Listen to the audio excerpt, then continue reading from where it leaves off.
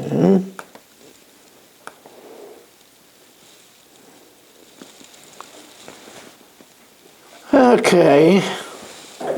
Okay, let's, we got in a bunch of good people, so let's start welcoming again. Aaron Swade, Mo Kushner, Shelley Zeitlin, Dr. Guy, Barry Cement, Yaakov Warman, Shimon Klein, Michal, Yitzi Fuchs, Shalom Fogel, Chaim Lerner, Saba, Menachem Yamansky, Dr. Block, Nachman Chapler, Danny Vogel, Eddie Chazan, Stephen Oltzman, Barish Gesseman, Moshe Lehman, Elia Shutman, Yeshua Shmuel Eisenberg, Abe Arbach, Yitzi Muller, Avram Rezepkowitz. As we start on the top of Mem Zayin Amud Aleph at the two dots. So here we have, of course, who else but, where is he? Where is Barry Cement? Where is Marshall Castle? What happened to him? I don't know what happened to him. Okay, but never fear, we got Barry. He was sent back to the cell with his orange shirt. Yeah. So we got Barry. So if one of them was a gambler. So, but we already said that if one of them was disqualified from swearing, why do we have to have another case of a gambler? We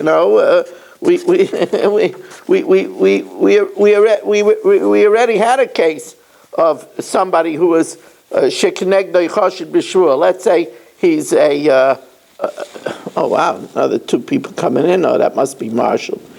No, not yet. So we already have a thief. What do we need to have? A gambler. Hasul Amali says the Gemara Tana Psula D'Oraisa. The Tana first says a person who can't be trusted with shvur because of a biblical problem, that he's a thief. Viktani Psula D'Rabbanan, and the Psula D'Rabbanan, like Barry, who is a Mesachah Bekuvia, who bets on dice. Hayushnei and Chashudin. Now here's an interesting case. I say to Barry, you owe me $1,000. He says, Rabbi, why? He says, I only owe you $500. So he's a Moed B'Mikzas. He has to swear. He can't swear because he's a gambler. I can't swear because I once swore falsely. So, Hayushnei and Chashudin. Amalei Rava l'Rav Nachman. So Rava said to Rav Nachman, in this case, Heichi Tanan. We said that the Mishnah says that there's an opinion, if both of us can't swear, then yachloiku, we have to divide it. So the $500 in question, so Barry has to pay me $250, and I have to take a loss of $250. But who says that? It's not clear in the Mishnah who is the opinion that says yachloiku. Is it Reb Yossi? Is it Reb Meir? So says the Gemara, Amalei lo yadana. I don't know. Hilchas amai. What's the halacha? Do we say that because Barry can't swear, he has to fork over the money? Because since the shvua is moved to me, but I can't swear because I'm not trusted either, so then it goes back to Barry, and since Barry can't swear, he has to pay. Or do we say that we split it? What's the halacha? Amalei lo yadana. I don't know that either. Imar, Amar Rav Yossi bar Minyumi, Amar Rav Nachman, Rav Yossi Omer Yachloiku. Rav Yossi is the one that says that we have to split it. V'chein Tani Rav Zvid bar Oishia, Rav Yossi Omer Yachloiku. That it's Rav Yossi who says that we split it. Now, Rav Yossi is a very big man. The Gemara says that halacha Rav Yossi even mechavei rav. Even when he argues against colleagues, even if he argues against the majority. Ikid Amrei, others have a different version. Tani Rav Zvid, Amar Rav Oishia, Rav Yossi Amar Yachloik.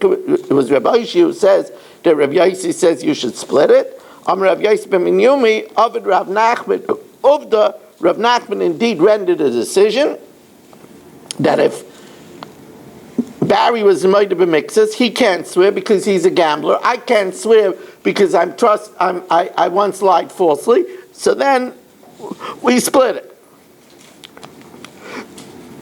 There is an opinion that Chazra Shvua L'Mekayma.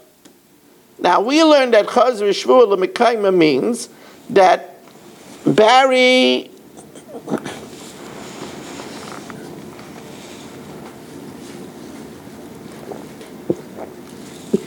Gedalia, it's wonderful to see you. It makes my day to see you. I don't know what happened with Marshall. I wonder if he took some chili and something happened. Maybe you should call Chicago Hatzalah.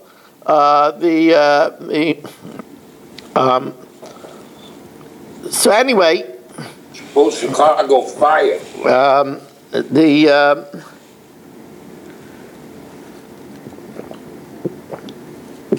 The Mishnah says that a Barry is supposed to swear. He can't swear because he's a Mesachek B'Kuvya. So then Shekenegdo swears. I have to swear, but I can't swear because I once lied. So it says Chaz v'Shvuah L'Mekayma. So the pashtus meaning of Chaz v'Shvuah L'Mekayma is that the shvuah returns to the one that was originally supposed to make it, Barry, and since he can't make it, he has to pay the other $500. However, Leheichon Chazra, Amar Rav Ami, Rabbi Seinu Shebabavel Amru, our rabbis in Bavel say, Chaz v'Shvuah L'Sinai. The shvuah goes back to Sinai. In other words, since nobody could swear, I can't swear, and Barry can't swear, so we go back to the fact that it's Mushba v'Omed Mehar Sinai, that we're both sworn at our Sinai to keep the Torah. That's what it means, Chazra L'Mekayma, and so it's deadlocked, and Barry doesn't have to pay. Rabbi Seinu Shebe'eretz Yisrael, no. Chazra Shvuah L'Mechuyev La. The shvuah goes back to the one that was responsible because he's a moed b'mikzas, that's Barry. And since Barry can't swear, he has to pay me the other $500. Amra Papa, Rabbi Seinu Shebebavel, the rabbis in Bavel that say that the shvuah goes back to Sinai, and once the shvuah goes back to Sinai, then we're nobody has to swear, and since nobody has to swear,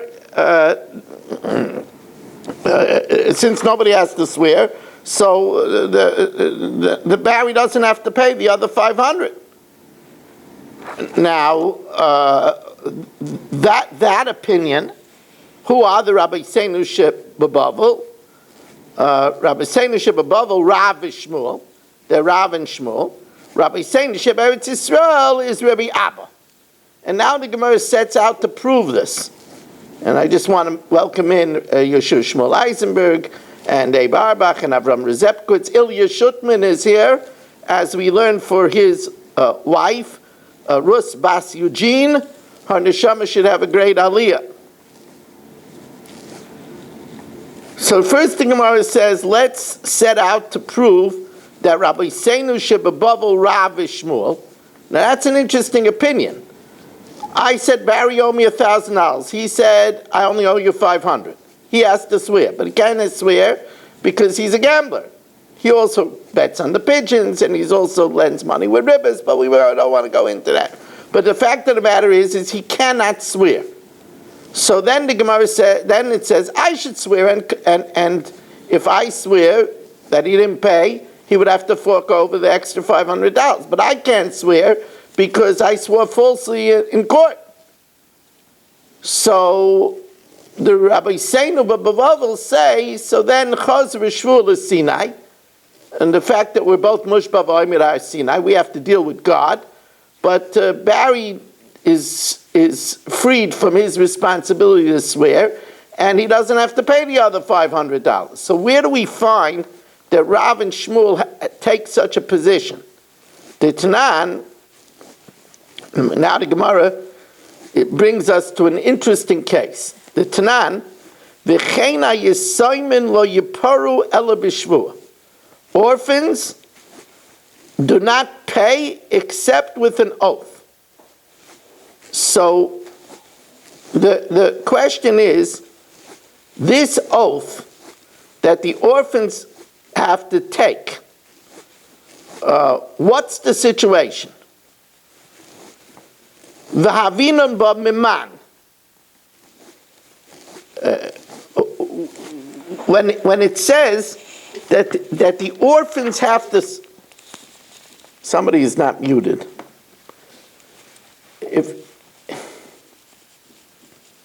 Who's not muted?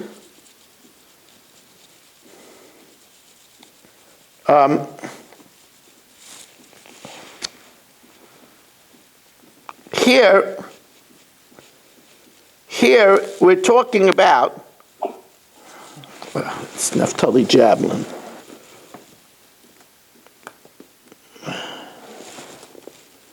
Okay.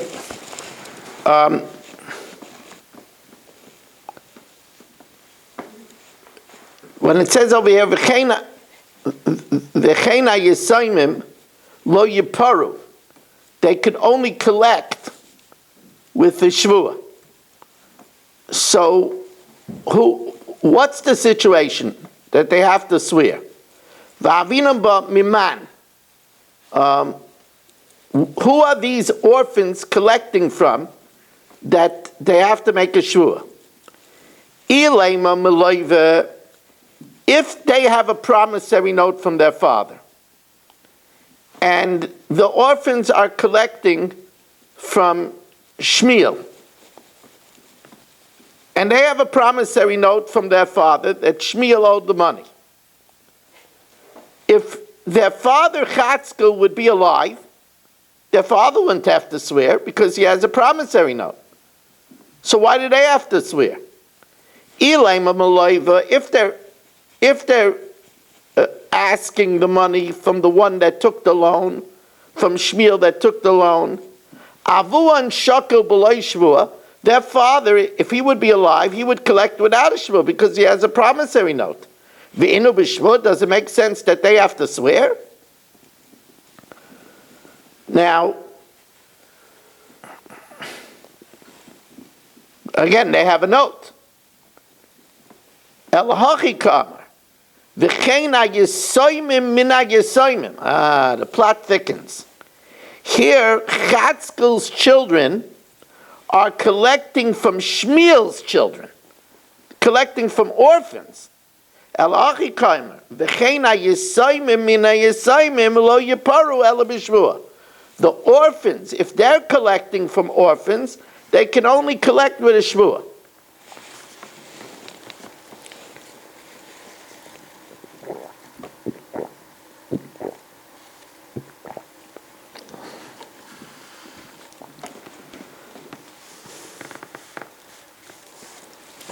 Now over here, they can't swear that the loan wasn't paid because they don't know. It's their father's debt.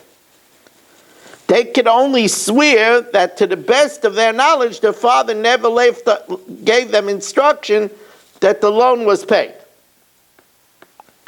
So now Rav and Shmuel make this more complicated. Rav and Shmuel, the Imrei Chovayu, lo yishanu it's talking about where the Chatzkel, the creditor, died while Shmuel was still alive.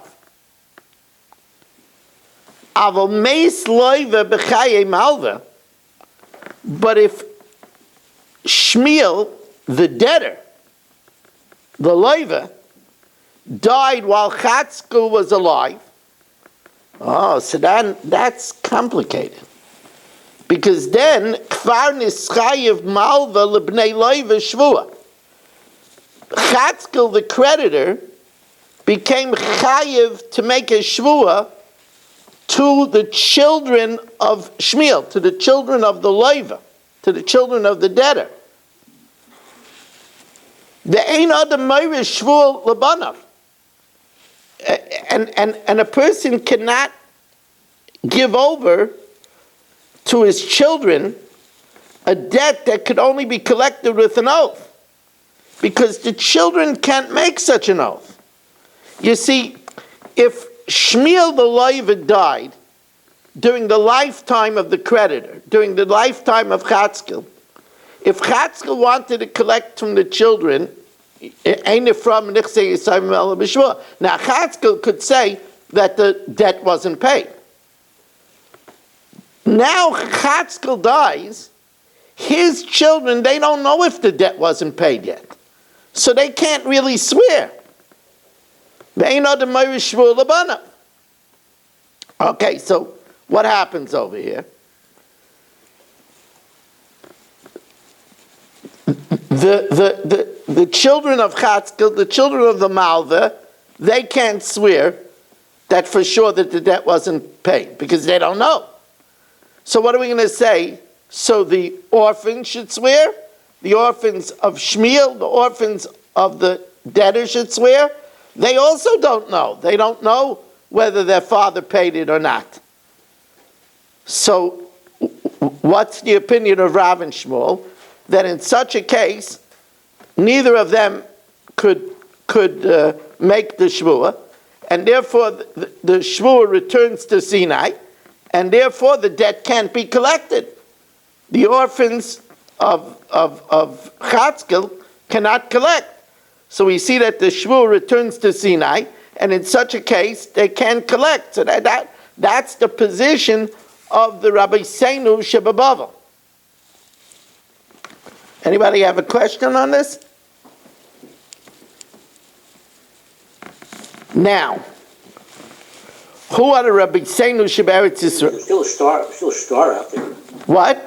There's still a star sitting in somebody's desk. There is a star, but the children cannot say for sure. The children of Chatzkel cannot say for sure that the star wasn't paid. You know, it could have been paid, and just they didn't tear up the star. Isn't that an achrayus to tear up the shtar? The man that had that achrayus is not alive. You always said that. Why didn't he rip up the Again, shtar? the man that had that achrayus is not Later? Again, the man that had that achrayus is not alive now. Neither are alive. If you have a shtar and you say, look, it wasn't paid. You see, I have the shtar, but the kids can't say it wasn't paid. They cannot say that. They could say probably it wasn't paid, otherwise we wouldn't have a shtar, but they can't say it. Now, Rabbi Seinu Sheberetz Yisrael, Rabbi Abba. Remember, the position of Rabbi Abba is that if Barry is Moed b'mikzas, he's supposed to swear. He can't swear because he's a gambler. I can't swear because I swore falsely. The onus returns to Barry, and since he can't swear, he has to pay.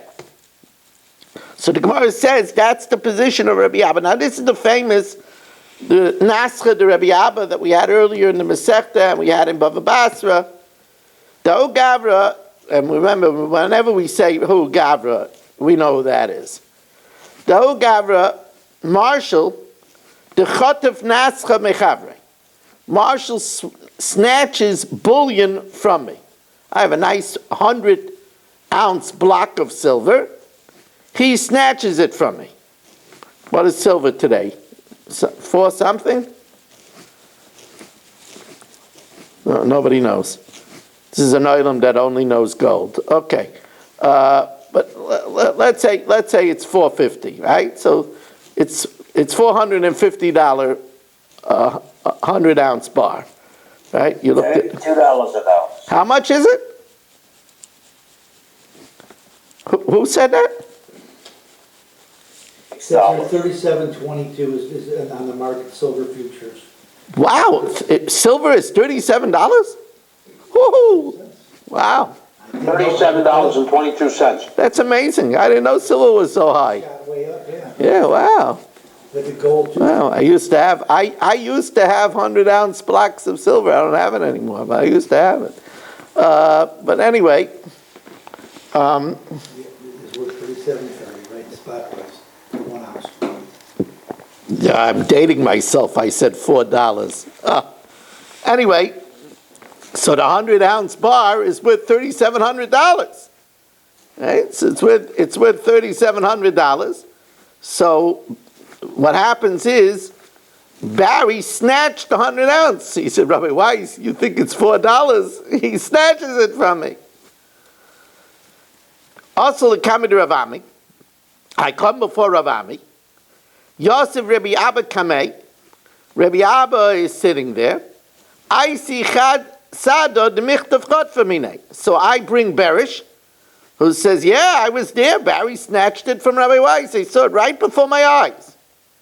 Amalei, so Barry, he's up to the task.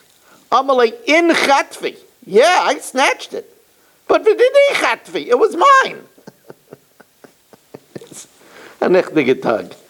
Right? So you got the case. Right? I have a 100-ounce bar that's now $3,722. I mean, it's a big chunk of money.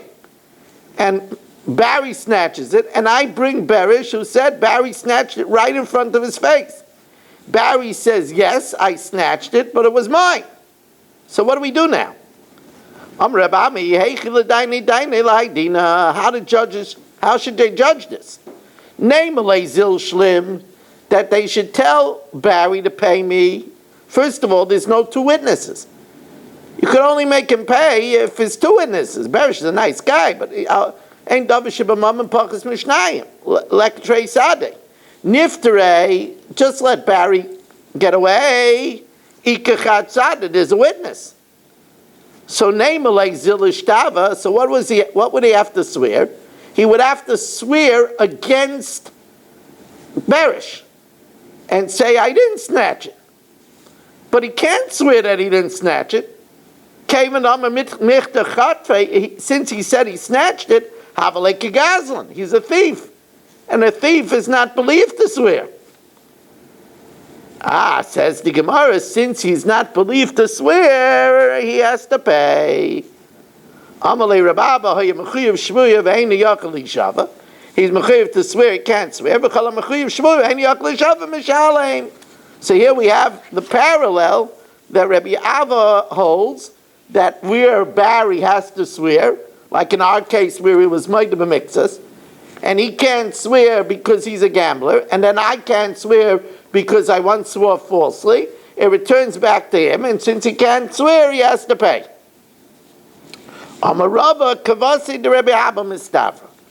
It's more reasonable, like Rabbi Abba. The Tani Rabbi Ami, for Rabbi Ami said, the Tani Rabbi Ami,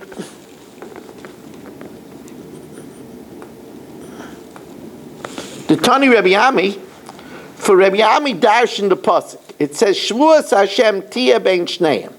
There has to be an oath of Hashem between the two of them. V'loi bein hayarshim, but not between orphans. Hechidami. If Chatzkel's son said to Shmuel's son that $100 of my father's is in your hand, and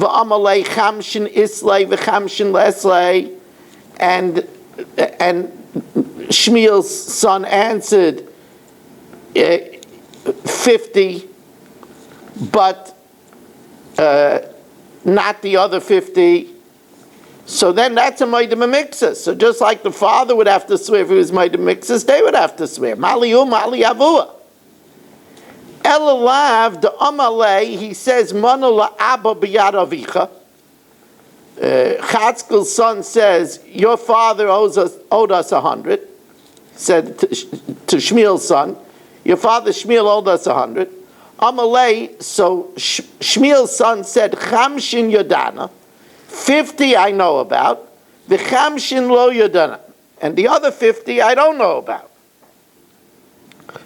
Now, in such a case, he says, the other 50 I don't know about. If you'll say that the father in such a case would be chayiv, where the father says, I owe 100, I owe 50, and the other 50 I don't know about. And in such a case, the father would have have to swear because he says he would have to swear, but he doesn't know, so he can't swear. So where you can't swear, you have to pay. So that would be a parallel that because he says, I don't know, he has to pay. So if it's your krala mifter gabayoshin, so therefore the pasuk has to say that Shavuos Hashem tia ben shneyem, but no, not ben ayoshim. That Shmuel's son would not have to swear. Eli amrit aviv ki gavna nami potter, where he can't swear. We say that he's potter. So kra gabayoshin lamali. You wouldn't need a pasuk to say that it's only by the father and not by the ocean. So here says Rava, we have an example, a raya to Rabbi Abba, that if you can swear, like Barry, both in the case of the Nasra and in the case of the Maidim Mixas, you have to pay. So the Gemara says, Rav Shmuel, Hai Shavuos Hashem, my Kadoshim. What do they do with Shavuos Hashem, Tia Ben Shneim? That comes to teach us a tough thing that we learned earlier. Really tough thing.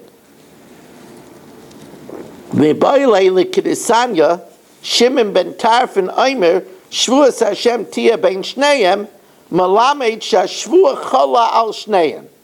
That when an oath is taken, the liability for a false oath is not only on the person that swears falsely, but also on the other litigant. Because remember, he's held culpable a little bit because he should have been careful to give a loan to somebody who was trustworthy. And therefore, since he generated a false oath, he's also somewhat culpable for a false oath. That's a very, very serious thing. That although it's a big mitzvah of im kesef tal ves ami, but give your loan only to somebody that you're going to trust. Because if you demand a shvu and he swears falsely, you're held somewhat accountable for going into a relationship with somebody that was dishonest. Now, Shimon ben Tarfon Omer, this is another dictum of Shimon. This is completely tangential.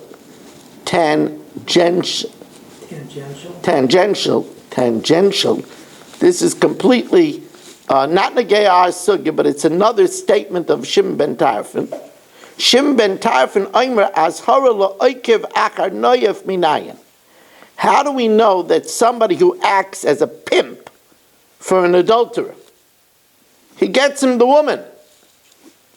Minayin, how do you know that that's also a negative prohibition? Ta'amalaymir loy sinaf, which we also read loy sanif. You should not make adultery possible. And then, quite amazing, from this week's parsha, Vateirognu ba'alechem, when they heard the report of the spies, and they slandered or complained in their tents. Now, they were outside. So what does it mean, ba'alechem? So Shimon ben Tarfon Omer, tartem, they spied, v'ginisem ba'oloi shel, and by talking bad about Eretz Yisrael, they actually disgraced the tent of Hashem. The Eretz Yisrael is the land of the Rebbeinu Shalom. And by talking bad about the land, they were disgraced. Oloi shomokim. Aranora Godol Nahar Pras. Now, of the 4 rivers that came out of Eden, the Mediterranean is mentioned last. So that means it's the smallest of the 4 rivers that came out of Eden. So why is it called Nahar Godol? Why is it called the Great River, the Great Sea? Because it's great, because it's in proximity to Eretz Yisrael. Shimon ben Tarfon Omer, Karav legabe dehina v'idehen.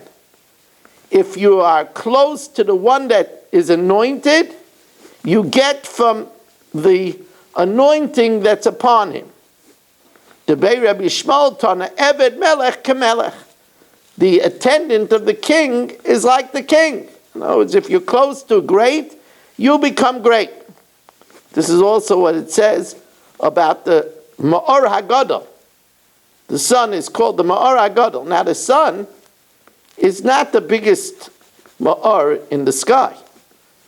There are thousands of stars that are bigger than the sun. But in relation to earth, it's the Ma'or HaGadol, since the whole world was created for earth. Bishvil Yisrael, which is on earth. So therefore, in relation to earth, it's the Ma'or HaGadol. Now the Mishnah continues, V'achen v'niyalpin kosai, the storekeeper swears about his ledger. Now the Mishnah goes on to say that if, let's say, Michal Avram told Shalom to pay Shelley, his worker. Right? That's what happened. Michal Avram told Shalom is the Chenveni, he tells him to pay Shelley, his worker. And Shalom says he paid Shelley. And Shelley says that he never got paid. So the Mishnah says that Shalom swears that he paid him, and Shelley swears that he didn't get paid, and Michal Avram has to pay them both. He has to pay Shelley because Shelley swore he didn't get paid, and he has to pay Shalom because Shalom swore that he paid Shelley. So the Gemara says, how can we have two people swearing, and one of them, we're not going to legislate that they both should swear, and one of them is swearing falsely? Remember, this is an oath taken with Hashem's name. How can we do that? So let's see how this unfolds in the Gemara. Tanya, Amar Rebbe, Toirich Shvuos Zu Lama. Why do we put them through the trouble of the oath? So, Amalei Reb Chia. So Reb Chia said, what do you mean? Tanina, Shneim Nishban V'Nailan. They both swear and take. Shalom swears that he paid Shelley and gets the money from Michal Avram, and Shelley swears that he didn't get paid and he gets the money. So the Gemara says, Kibla minei oiloi kibla minei. Did Rebbe accept this or not? Tajma, the Tanya Rebbe Aimer, Payalin Nishban Lechenveni. Shelley swears to Shalom that he didn't get paid, which sounds like that Shelley swears to Shalom that he didn't get paid, and Shalom has to pay. But if we hold that they both have to swear, so then it should be that Shelley has to swear to Michal Avram. Shelley swears to Michal Avram that he didn't get paid, and Shalom would swear that he paid. So this sounds like Rebbe Taka holds that we don't have two Shavuos. V'imisa, because if they both have to swear, the Balabayas Mebayale. Amar Rava, so Rava says no.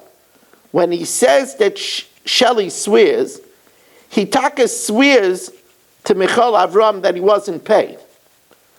But we make him swear in Shalom's presence so that he should be embarrassed.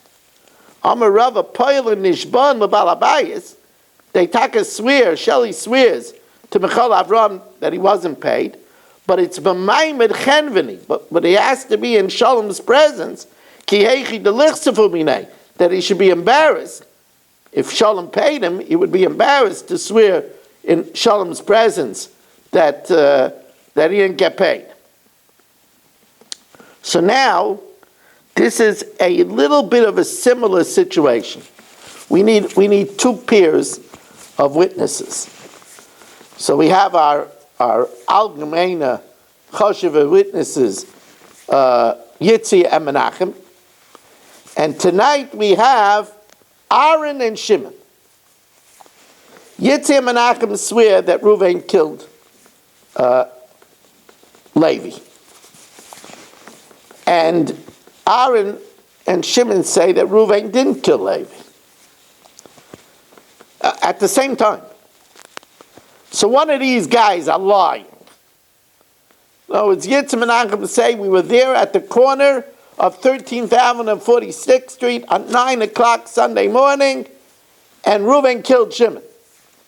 And Aaron and Shimon say we were there 9 o'clock on the corner of 13 and 46, and the only person that was there was a kid blowing bubbles.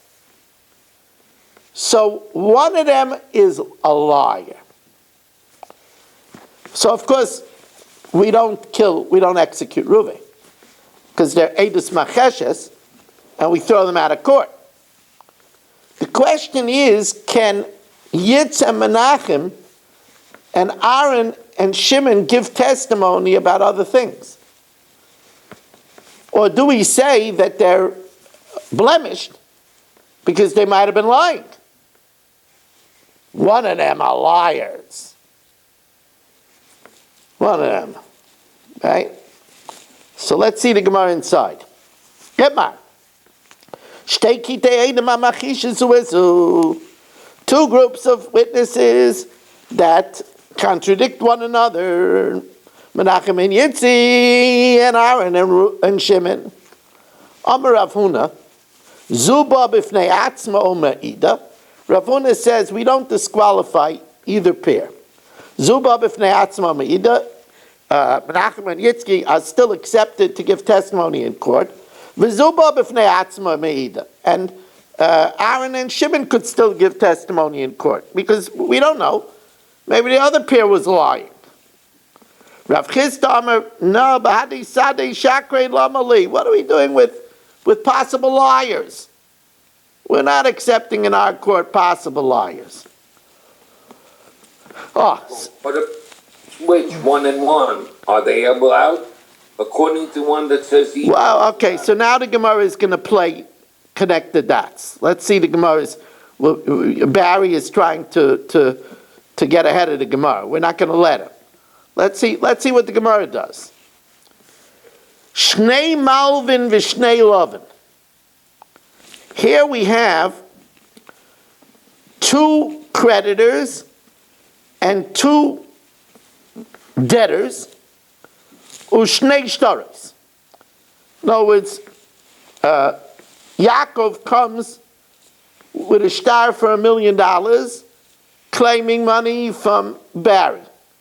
And his shtar is signed by Menachem and Yitzi. Gedalia comes to Shelley with a shtar for $1 million, and his shtar is signed by Aaron and Shimon. Hainu pluktayu. Well, that's the machlokes between Rav Huna and Rav Chisda. Rav Huna says we accept each Edom on its own, and Rav Chisda says no, they each have a blemish, they each have an asterisk, they might be a liar, so we can't collect. Malva v'loiva ushnei shtaros. Here Yaakov has two shtaros against Barry. One for $1 million and one for $500,000. One is signed by Yitzi and Menachem, and one is signed by Aaron and Reuven. One of them is certainly a liar. So here we could say that he could only collect the smaller shtar. Yad bal shtar alach techtaina.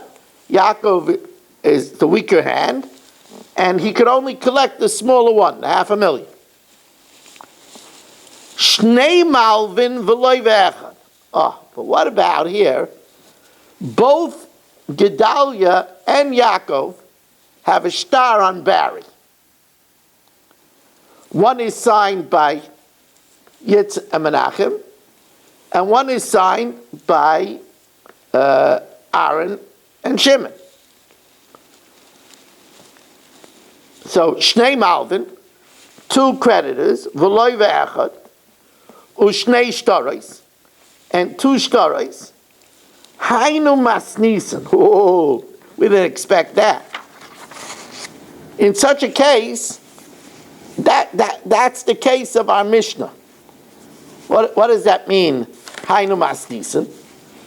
What it means is that we allow in our Mishnah both shalom to swear and we allow Shelley to swear. Even though for sure one of them is lying. Either Shalom paid Shelley or Shelley didn't get paid. One of them is lying, but we allow both of them to swear and collect the money. So here too, we allow each set of witnesses to testify separately, and therefore each lender, that means both Yaakov and Gedalia, can collect their money from Barry. What about the last case? Beis Lovin Umal Ve'echad. Here Yaakov has a claim on both Barry and Shelley. One of them is signed by Menachem and Yitzi, and one of them is signed by Shimon and Aaron. What do we do then? Says the Gemara, that is a teiku. That's a Tishbi Yataritz Kushis V'Bayis. Rabbi said this was our daf. This was not an easy daf at all. As we come to the conclusion of this very difficult Masechta, I will tell you, Rabbi say, that the next Masechta is much easier. Not easier, but much, much, much easier. So we look forward to that, and we will see everybody back tomorrow night for a Chumash Shir. Again, if anybody wants to sponsor the Chumash Shir, 718-916-3100, rmmwsi@aol.com. We did the Mishnah Yomis already. Thank you for coming, and have a wonderful evening.